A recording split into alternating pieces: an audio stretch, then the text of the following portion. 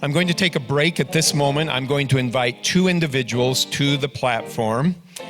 I'm going to invite Dick Rush, former director of the Idaho State Department of Agriculture, and Rick Phillips, who is currently with Simplot, and at the time was serving as the marketing director under Dick Rush. And so let's join them as they come to the platform.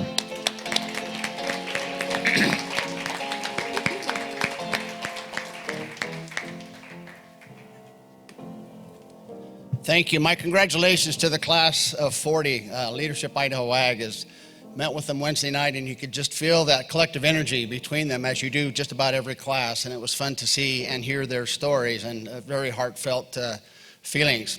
1985 was a crisis year for Idaho agriculture. I was an ag banker at the time, and just through happy circumstance, Dick Rush and I bumped into each other on a tour of a potato factory in eastern Idaho. He asked me what I was doing. I told him I was a banker, and he said, "Do you like it?" And I said, "I hate it."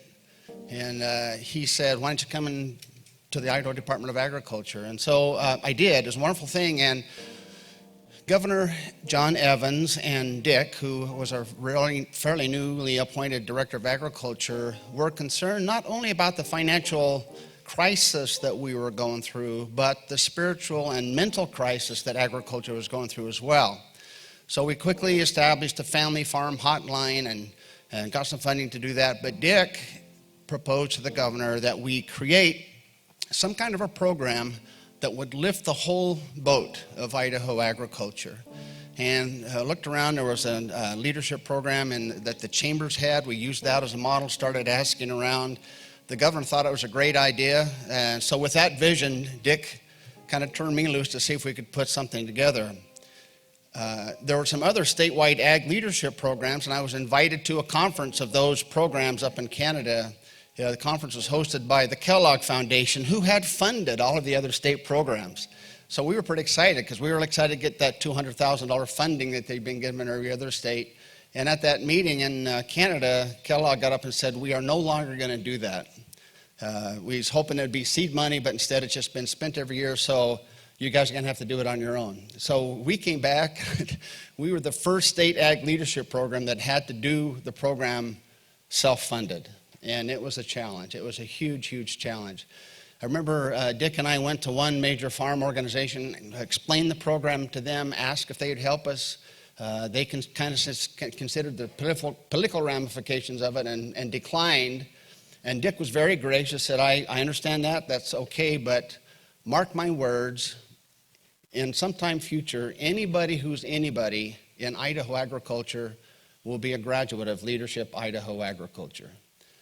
If you were there last night, or if you're involved at all in Idaho agriculture, that prophecy has come true. And so it's just been an amazing experience. When I was there Wednesday night, people were talking about that first night in Moscow. What a hard night that was. Our first night in Moscow with Dick and I, and our very first class of Leadership Idaho Agriculture, Dick and I looked at them and said, "We don't know if this is going to work. We don't know if this is going to work. It's a great idea. We think we've got it together." And because of that class, it worked. And because of 39 classes ever since then, it has worked. It takes one thing to organize a program. It takes a completely different set of skills to turn a program into what it is today. And my deepest admiration goes to Rick and Dorita and the whole staff for turning this amazing program into Idaho's premier ag program. I can't imagine our state agriculture industry without Leadership Idaho Agriculture. It started with a vision, and Dick Rush was the visionary guy. He kept raising the bar for all of us. He was at every single one of our sessions, and so I'd like to introduce my boss, one of my best bosses I've ever had, former Director of Idaho Agriculture, Dick Rush.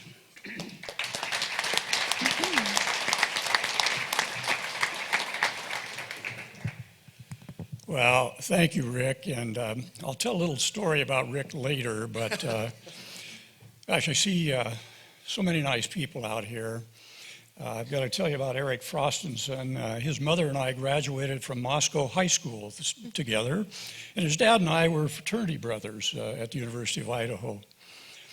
But Title 22, Chapter 1 of Idaho Code says that the duties of the director of the Department of Agriculture are to do everything practical to promote and support agriculture.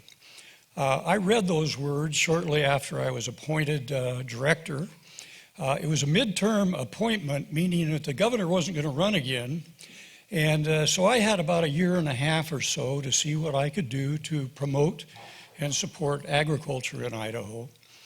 I ran into a young banker, and Rick kind of talked about that, and convinced him to come to the Department of Agriculture.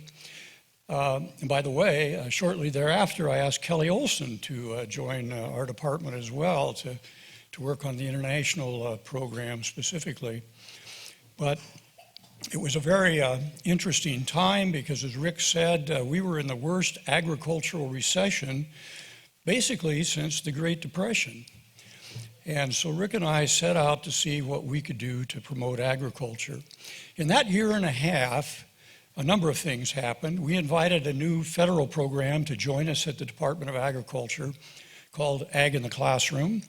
We started an international program and domestic marketing program that's still active in the State Department of Agriculture. And we graduated the first class of LIA in 1986. We did this without any state funding. We did this without any state appropriation. In fact, the dean will recognize this. We were getting our budget cut every year because of the downturn in our economy. But how did we do it? We had people like Rick Waitley, we had Larry Brannon, who was then dean of the college, helping us out, and a number of university officials. Most of the agricultural organization says, hey, let's give it a shot. We're dying out there. And so that's how this program was started.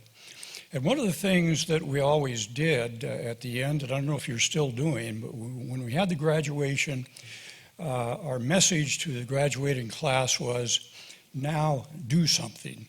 And by golly, I think most of the people that have graduated from this have done something. Now, I wasn't going to do this, but I got to tell you a little bit about Rick Phillips. I attended this meeting. The way I remember it, wasn't a potato thing. It might have been, but Rick was up there before a group of kind of disgruntled farmers explaining why his bank was foreclosing on them. And it was really good for them, because you go through these economic cycles. And some of those farmers actually believed him. And I thought, this guy's got some talent. So I invited him to come with us. The problem was we were going through budget cuts in state government. There was a hiring freeze. I had absolutely no way to hire a new individual except at that time the Department of Agriculture had one, I was a political appointment, but they had one other position where the director could actually just hire someone. The problem at the time was the ex-director had given that slot to one of his buddies to be the custodian, the janitor for our department. And so I fired that guy and hired a janitor service and hired Rick. I didn't tell him that his official title was janitor. But at any rate, that's how I got Rick Phillips on board.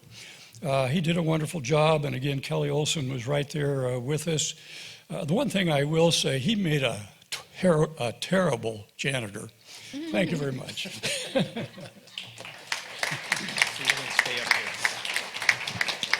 Well, thank you, gentlemen, for both of you being here. And so this is really a milestone for this program because our next graduate will be graduate number 1,000 that has walked across this stage. Brett Ingalls, Management Analyst, USDA, NRCS, Boise. Brett was a member of the LIA Auction Committee. He stated on Wednesday evening that you saw LIA as a boot camp, but also as a fraternal organization of lifelong friends. You reflected on the support you had received from your classmates as you worked through some personal transitions in life. You stated in your goals that LIA helped you organize your thoughts and that by being around farmers and ranchers, you have a whole new perspective on what your agency does to assist in agriculture.